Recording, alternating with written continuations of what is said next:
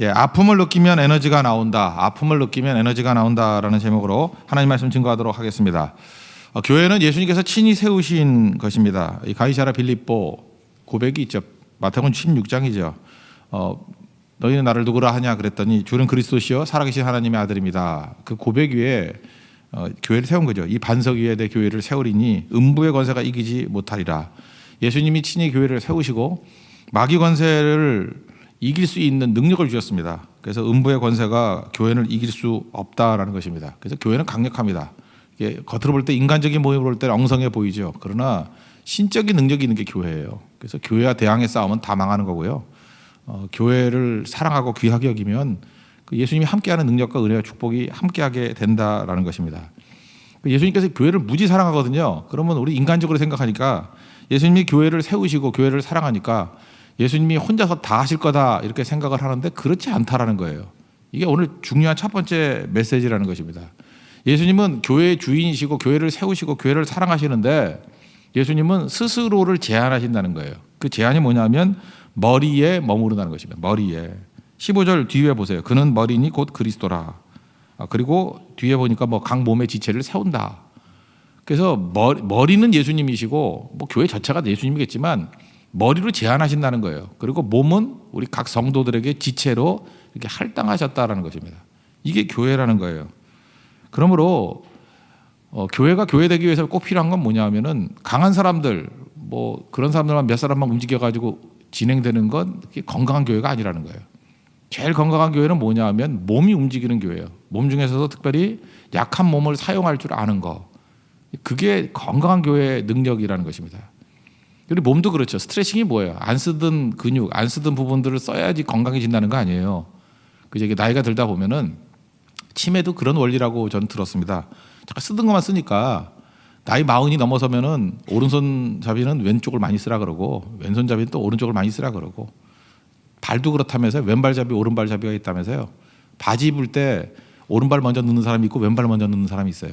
그걸 반대로 한번 해보라고요. 지난번에 하다가 넘어진 적도 한번 있는데 되게 어색하거든요. 자기가 오른발 넣는지 왼발 넣는지 모르는 사람 많아요. 근데 한번 생각 한번 넣어봐요. 어느 발을 먼저 넣는지. 그러니까 뭐든지 반대로 해보는 거예요. 그러니까 왼손으로 써보고. 스트레칭의 원리도 그런 거잖아요. 우리 그 뒤집은 그 근육은 잘 안 쓰잖아요. 근데 안 쓰는 근육을 운동을 통해 가지고 한번 써보자는 거죠. 근데 되게 아파요. 안 쓰던 근육이기 때문에. 그럼 몸이 건강해지는 거와 마찬가지로 굳이 말한다 그러면 약한 부분을 사용하는 게 교회 스트레칭입니다. 그래서 교회는 약한 자들을 통해서 일할 줄 알아야 돼요. 우리 교회 선교도 마찬가지죠. 이렇게 강한 사람들이만 모여가지고 특공대로 가는 거, 1차 1번 선교 뭐 이런 데는 그게 가능해요. 처음이니까, 선발대니까. 그때도 각 지파에서 뽑았다 그러잖아요. 한 명씩. 12명을 뽑았는데도 10명들은 엉터리였잖아요. 그러니까 뽑은 사람도 그랬으니 뭐 일반 사람이 오죽하겠냐 이렇게 이해해도 되겠죠. 근데 하여튼 처음에는 뽑아야 돼요. 그러나 그거 뽑는 원리가 끝까지 가면 안 되는 거고 연약한 자들까지 다 뛰게 만드는 거 그게 건강한 교회의 모습이라는 것입니다. 우리 부활절에 저녁 공연할 때 우리 유초등부 어린이들이 나와서 이렇게 율동하고 하나님께 영광의 찬양을 드리니까 기쁘시죠? 안 기쁩니까? 왜냐하면 연약한 부분이니까. 연약한 몸을 통해서 저렇게 섬길 수 있구나. 우리 대만 선교 갔을 때도 중학교 1학년 뭐 이런 3명의 그 학생들이 뭐 진짜 걸그룹 역할을 다 감당했어요.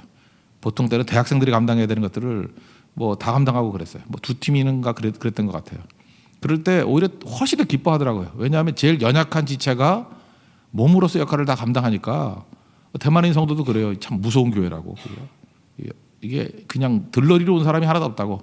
약한 사람들도 다 사용하고 또 우리 농어촌 같은 데 가면 아이들이 부족하잖아요. 어린이들이. 갓난아기들 뭐 어린이들 뛰어노는 거. 걔네들이 가가지고 복음을 증거하니까 훨씬 더 강력해요. 이게 뭐 초등학교 2학년, 3학년 애들이 이게 들러리가 아니에요. 다 선교의 요원들이고 그저 이렇게 육체의 몸의 지체가 되고 굉장히 중요하잖아요. 그러니까 이게 교회라는 것입니다. 교회는 지극히 작은 육체까지도 다 사용할 줄 알아야 된다는 거예요. 예수님이 누가복음 10장에 보면은 70인을 파송하십니다. 70인 파송하실 때 전 이런 생각이 들어요. 그냥 예수님 직접 가서 증거하면은 뭐 5천 명씩 하면은 뭐 금방 변화가 될 건데 안 그러세요. 예수님이 70명을 파송하십니다. 그리고 제자들이 돌아와 가지고 뭐 신나게 보고하잖아요. 뭐 귀신이 쫓겨나가고 뭐 이런 것들을 봤습니다. 그랬더니 예수님도 그러잖아요. 뭐 하늘에서 내가 별이 떨어지는 거 봤다고 마귀가 무너지는 거 봤다고. 그러면서 뱀과 정갈을 밟으며 원수의 모든 능력을 제어할 권능을 너에게 줬다. 여기까지 좋아요. 근데 그 다음 말씀을 우리가 놓치고 있는 것 같아요. 21절에 나오는데 아버지여 이것을 지혜롭고 슬기로운 자들에게 숨기시고 어린아이들에게 나타남을 감사합니다. 이거 뚱딴지 같은 얘기가 나와요. 어린아이가 왜 나오죠? 이게 제자들의 모습이라는 거예요. 제자들이 어린아이 같은 수준이라는 거예요. 지금은. 근데 유능하게 뭐 훈련받고 능력 있고 예수님 수준의 예수님 뭐 방불할 정도의 그 정도의 능력의 사람들이 행했다 그러면 뭐 그건 당연한 거잖아요. 그죠? 그런데 이때 초보들이거든요. 그래서 이게 70명이에요. 이게 12명 제자도 아니고 확대된 제자들. 70명 제자들 그 초반에 그러니까 어린아이 같은 수준의 사람들을 통해서도 하나님의 일이 됩니까 안 됩니까? 되고 있다는 거예요 지금. 그래서 감사하대요. 그러니까 교회는 이렇게 돼야 돼요. 제일 능력 있는 교회는요. 초신자가 와서도 하나님의 일을 능히 감당할 수 있어야 되고 또 교회가 그렇게 돼야 돼요. 약한 자들을 통해서 일하는 것을 보고 기뻐해야 돼요. 그 몸의 지체이기 때문에 그렇습니다. 누구나 다 사용되는 것이 필요하다는 거예요. 그래서 리더십 가운데 제일 중요한 게 뭐죠?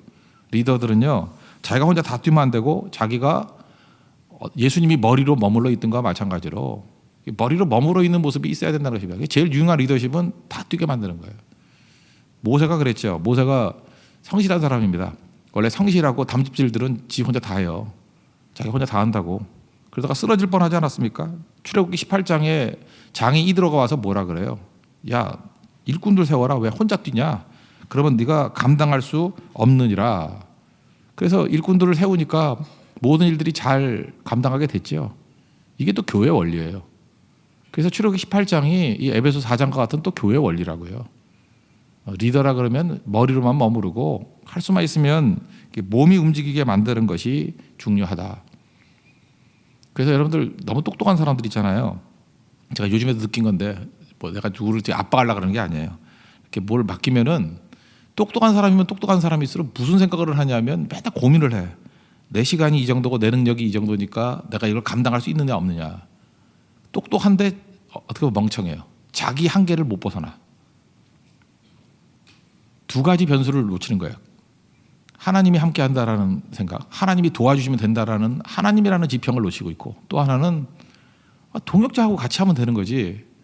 그걸 놓치는 거예요. 그래서 그 똑똑한 사람한테는요 한 2배 정도 일을 맡기면요 코피 터지게 혼자 다 뛰어. 3배 정도의 일을 맡기면은 뭐 거의 탈진하고 나중에는 안 보여요. 일하다가 지쳐가지고. 근데 거기서 주는 교훈이 뭔지 아십니까? 자기 힘으로 하니까 번아웃 돼 버리는 거예요. 하나님의 능력을 구해야죠. 그래서 하나님의 능력을 구하면 감당 못할 짐들이 지어지게 되면 엎드려 기도하게 돼 있습니다. 기도해요. 그러니까 하나님 도와주세요. 그래서 하나님이 일하시는 모습을 보기 때문에 오히려 감당 못할 일들이 자기를 성장케 만드는 힘이 되고요. 또 하나 팀으로 일하는 법을 배워요. 아, 이거 홀로 뛰는 게 아니구나. 그래서 팀워크가 생겨요. 똑똑한 사람이 팀워크까지 생기면 얼마나 강력해지겠습니까? 근데 그게 아니면은 혼자 지고 가다가 끝나버린다는 거예요.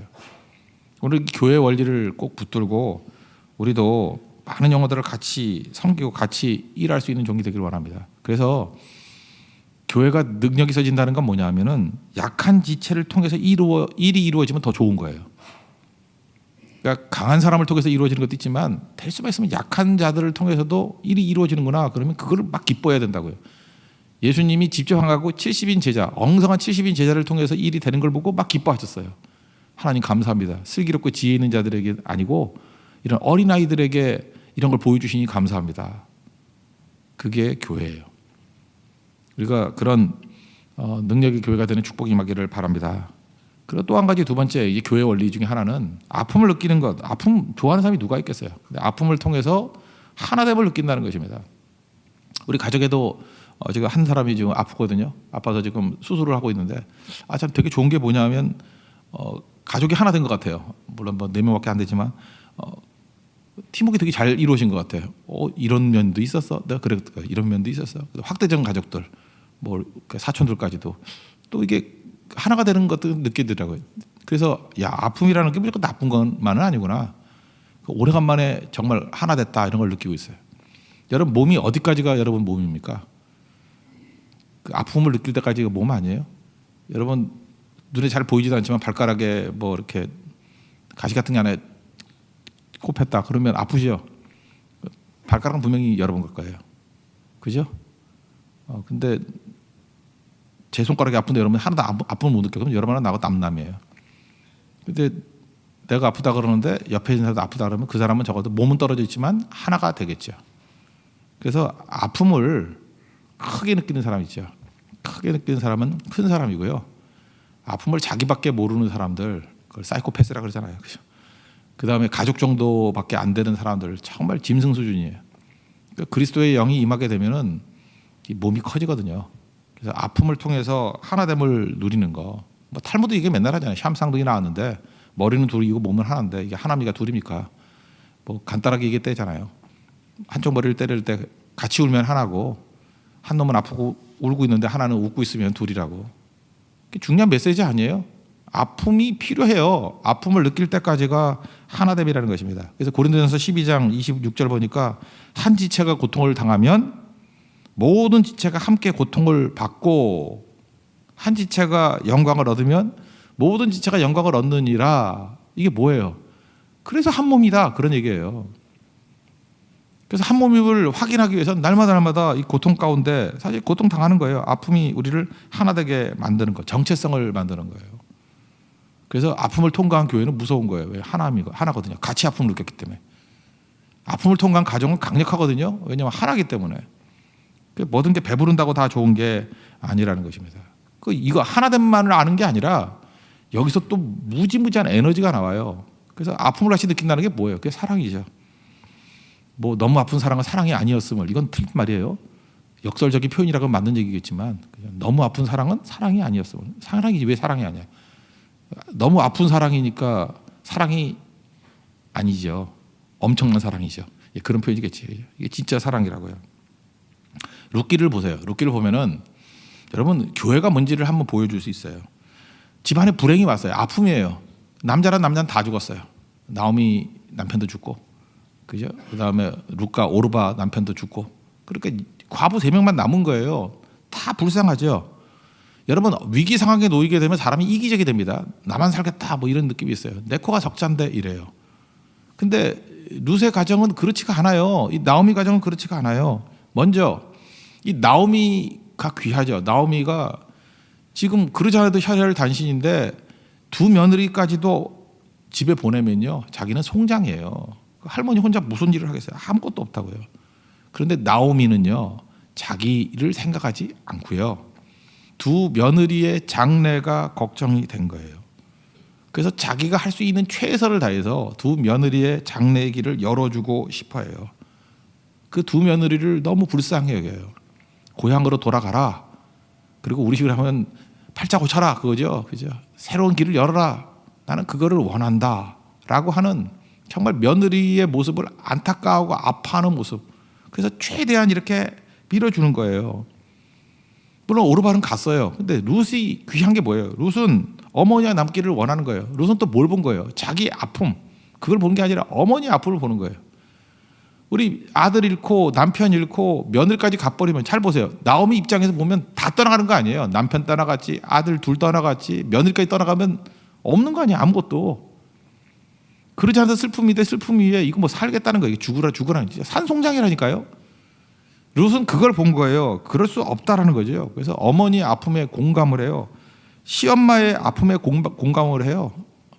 시엄마 하면서, 그죠? 동일시하는 거잖아요. 그래서 룻은 또 어머니와 동일시해요. 아이덴티파이. 어머니 하나님이 나의 하나님이고, 어머니가 가시는 곳에 나도 가고, 뭐 어머니가 죽는 곳에 나도 죽고. 계속 세상에서 제일 아름다운 노래가 나오지 않아요? 그게 어머니와 동일시해요. 하나 됐다라고 해서 끝나는 겁니까? 거기서 에너지가 나오는 거예요. 어마어마한 에너지. 룻기 1장을 읽으면서 느끼는 게 뭐예요? 막 폭발하기 직전이에요. 다 읽을 수가 없어요. 너무나 큰 에너지. 이게 진짜 핵무기. 핵폭탄이 거기서 나오는 거 아니에요. 가장 큰 아픔과 슬픔인데 거기서 상대를 배려하고 아파할 그때 터져지는 거예요. 돈만 많이 가지고 있고요. 자기밖에 모르는 인생은 그 지옥입니다. 서로 만나면 뻐기고 자랑하고 그거 볼 때 참 이거 힘들어지는 거예요. 근데 서로를 향해서 이렇게 쏟아부으려고 그럴 때, 침투하려고 그럴 때 그때 능력이 있는 거죠. 사랑은 침투하는 거예요. 사랑을 해볼 줄 알아야 돼. 사랑하면은요 인간관계가 이게 다 배울 수밖에 없는 거라고요. 자기 벽이 있고 이런 사람은 사랑 안 해본 사람이에요. 사랑해보면은 상대를 향해서 이렇게 배려하고 잠깐 상대를 침노한다 그러죠. 침투하게 돼 있다니까요. 남녀지간에도 그 데이트할 때 보세요. 그 너무너무 좋으면은 멀뚱멀뚱 어떻게 쳐다봅니까? 뭐 실례합니다. 손을 잡아도 됩니까? 뭐 이런 남자인 건 가짜예요. 서로가 딱 봐도 알아요. 손 잡기를 원하고 서로 침투하기를 원하는 거거든요. 깐난하게 태어났어요. 아이가 어떻게 잘한다 그래요. 태어나서 최초 6개월 동안에 온 가족이 그 아이에게 침투하는 거예요. 그죠? 안아주고 뽀뽀해주고 예쁘다 그러고 그래서 그 엄청나게 쏟아붓는 사랑, 세워주는 사랑, 그것이 그 아이의 인격의 90%를 만든다 그러지 않습니까? 이게 되게 중요한 거죠. 그래서 아픔이 있을 때는 쏟아붓는 거예요. 침투하는 거. 그때 깊은 사랑을 느끼게 된다는 것입니다. 이런 거 제일 잘 표현한 게 톨스토이예요. 톨스토이의 이반 일리치의 죽음이라는 아주 짧은 작품이 있습니다.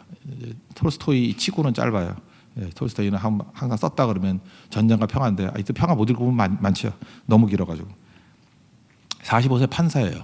이반 일리치가 45세 판사. 병으로 죽게 됐어요. 우리나라도 그렇지만 뭐 러시아도 마찬가지입니다. 변호사, 판사 되기 되게 힘듭니다. 특별히 판사 너무너무 힘든 거예요. 그러니까 속이 상한 거예요. 45인데 죽을 병에 걸렸다고. 내가 어떻게 해서 이게 우리 같으면 40 붙었고 내가 어떻게 해서 이 판사 되는데 열심히 살았는데 이 벌써 죽는다니 말이 되나. 그리고 병상에 누워 있는데 이제 병문안 오잖아요. 근데 병문안 오는 사람들이 너무 건성건성하는 거야. 우리 성도들도 병문안 가서는 좀 진지해질 필요가 있는 것 같아요. 병상에 누워 있는 사람이 굉장히 섭섭해하는 게 많대요. 그 사람에게 집중해야 되는데 자기들 얘기만 하고. 그러니까 자기 보니까 동료들이 왔더래요. 왔는데 자기 병든 거는 관심도 없고 이 판사 죽으면 그 다음 그 자리 누가 올라가나 그거 갖고 둘이서 얘기하고 있더래요. 열받은 거죠. 이 나쁜 놈들 죽기를 원하는군. 뭐 이러고 있고. 심지어 아내까지도 자기를 귀찮아하더라는 거예요. 이 남자 죽으면 보험료 얼마 나오나 뭐 이런 거나 생각. 작품은 없어요. 제 얘기는 그래. 보험료 얼마 나오나 뭐 이런 거 있고. 뭐 이게 도움이 안 되는 거야. 도움이. 누워 있는데 열 받아가지고 코마 상태에 빠졌어요. 너무 열 받아가지고 누워가지고. 그래서 자기도 이제 기억이 별로 없는데 사흘째 되는 날 갑자기 손이 뜨거워짐을 느껴요. 손이 뜨거워짐을.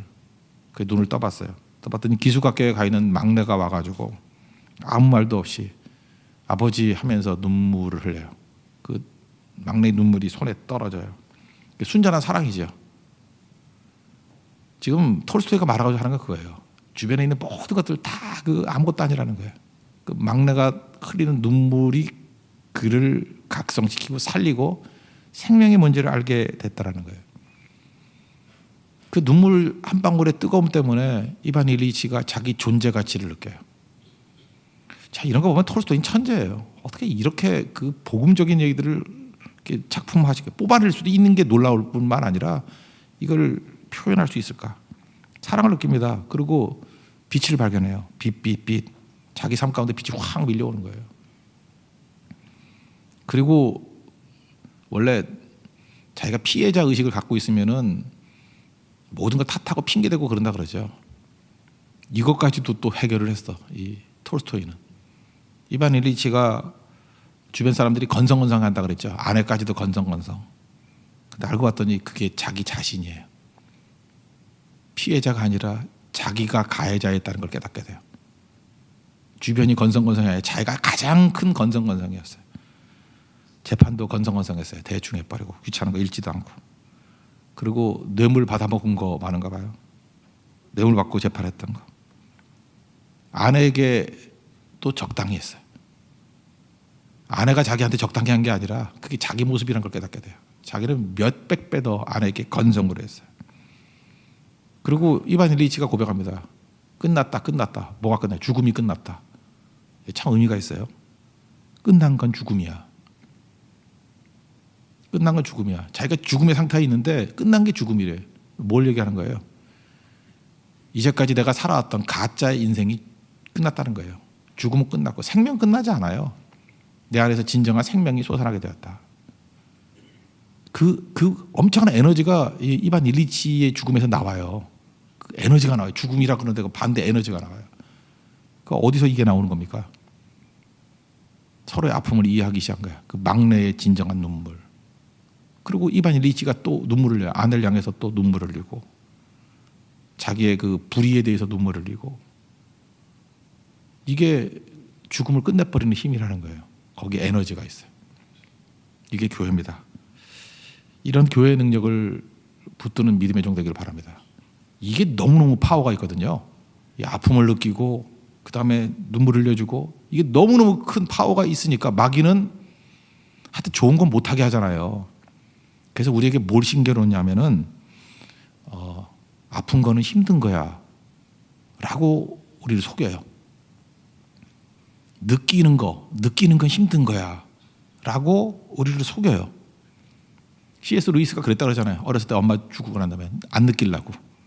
왜냐하면 느끼면 너무 아프니까. 지금도 우리 교회도 보면 병든 사람 되게 많아요. 옛날에 아팠는가 봐 뭐가. 아프니까 도망을 쳐. 아프면은 그냥 도망치는 거예요. 아픈 게 싫어서. 느낌 너무 힘드니까. 근데 느껴야 사랑하는데, 느껴야 거기서 에너지가 나오는데 이 마귀에게 속는 거예요. 그래서 잠수 타고 도망치고 안 느끼려고. 그래서 가짜로 살아가요. 근데 우리는 넘어져도 되고 죽어도 되는 존재잖아요. 하나님 계시니까. 느끼면 힘이 듭니다. 근데 힘들지만 거기서 에너지가 나오고 힘들지만 거기서 진정한 사랑이 터져 나오는 거예요. 이반 일리치가 너무 힘드니까 안 느꼈던 거야. 대충 이렇게 쉬워하며 살았던 건데 하나님께서 그의 삶을 죽음 코너까지 몰아가서 느끼게 만들잖아요. 거기서부터 끝난 건 죽음이라고요. 이제 삶이 시작됩니다. 생명이 시작됩니다. 이게 교회의 파워예요. 우리 교회도 이런 능력과 은혜가 더 넘쳐나기를 원합니다. 그래서 약한 것들에서 파워가 나오는 거예요. 그래서 고린도후서 11장 30절에 보니까 뭐 여러 가지 약한 것들 얘기를 하면서 내가 부득불 자랑할진대 내가 약한 것을 자랑하노라. 바로 이유가 여기에 있다는 것입니다. 교회가 강한 자들을 우리 불러주신 사람들 있잖아요. 이렇게 연륜과 시간 때문에 머리로만 머무르고 약한 자를 통해서 일이 되게 만드는 게 더 좋은 거예요. 그 영적 스트레칭입니다. 그런 교회가 되고 아픔이 하나 되게 만드는 능력이 있어요. 근데 하나 되면서 그치는 게 아니라 여기는 파워가 있고 에너지가 나온다는 거예요. 그래서 아픔을 느끼고 아픔을 이렇게 직면함을 통해서 진정한 에너지가 넘쳐날 수 있는 우리 하나님의 거룩한 교회가 되기를 축원합니다. 예, 모두 자리에서 일어나겠습니다. 240장 찬송하겠습니다. 주가 맡긴 모든 역사.